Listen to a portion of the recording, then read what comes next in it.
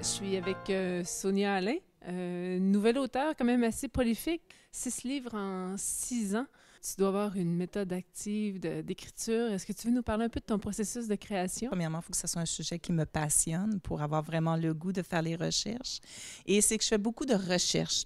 À la base, c'est souvent ce qui me nourrit par la suite pour faire mon écriture. Je me fais des systèmes de cartes que j'écris s'il y a des monuments, s'il y a des guerres, s'il y a tel personnage a existé à ces époques-là. Je m'écris toute l'information pour que ça soit facile après ça à retrouver lorsque je commence mon écriture. Donc, c'est vraiment, je me trouve des images aussi des lieux, si je peux trouver des vidéos qui sont filmées sur les lieux aussi. Donc, ce sont tous des supports visuels qui m'aident beaucoup par la suite lorsque je commence le processus d'écriture, là. Mais ton écriture, c'est de la fiction dans des contextes historiques. Alors, tu dois quand même t'arrimer à des choses qui sont vraiment vraisemblables là, pour que ça passe. Oui, bien, celui, je vous dirais, qui a été un petit peu plus difficile à ce niveau-là, c'est ma première série qui est vraiment une romance historique à l'époque du Moyen Âge.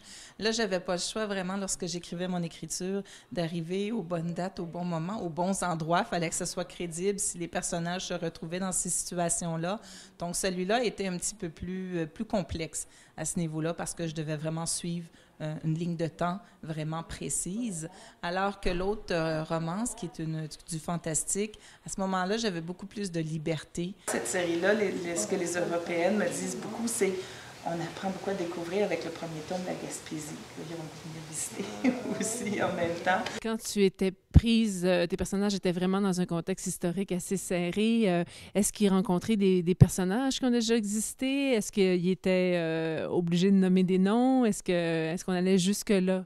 Oui, j'ai beaucoup de personnages secondaires, tertiaires qui sont réels, qui ont vraiment existé.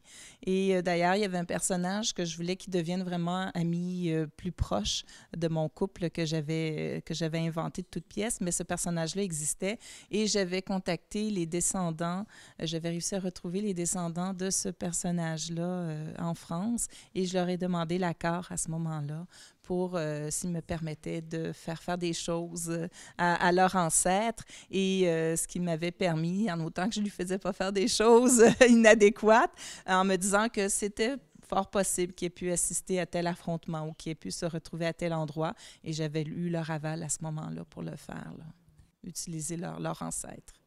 Et tu dois faire quand même des bonnes recherches et tu dois être assez passionné parce qu'on t'invite ici, oui, pour découvrir tes romans, mais tu donnes en plus des conférences sur les contextes de tes écrits. Est-ce que tu exploites l'esprit, comment on dit ça, chevaleresque, chevalier?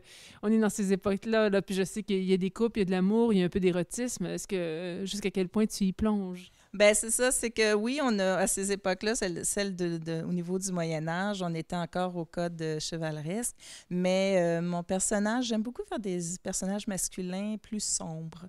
Donc, au début, ce que les dames me disent toujours, c'est « Ah, Geoffrey, on voudrait pas l'aimer, mais on n'est pas capable de s'en empêcher. » Mais c'est comme « Oh non! » Donc, je fais toujours des personnages un peu plus sur la limite. Je me suis souvent fait dire, si tu écrivais du contemporain, pas sûr que ça passerait, ce genre de comportement-là, mais c'était comme ça que ça se déroulait à ces époques-là. Dans ces univers complexes-là, qu'on parle de contexte historique, de contexte quand même assez guerrier aussi, il y a des histoires d'amour, mais c'est pas juste des femmes qui te lisent. Surprenamment, oui, j'ai de plus en plus de lecteurs masculins, même des messieurs aussi. Quand les salons du livre, lorsque j'ai des messieurs qui m'arrivent, je fais comme toujours. À la base, c'est sûr, c'est plus, moi je l'écrivais vraiment plus pour un public féminin, justement à cause de la romance qu'on retrouve. Mais j'ai de plus en plus autant d'adolescents, parce que c'est 16 ans et plus, donc autant d'adolescents de 16, 17, 18 ans que d'hommes de 50, 60 ans qui me lisent. Et je suis toujours surprise lorsqu'ils reviennent pour chercher la suite dans les salons.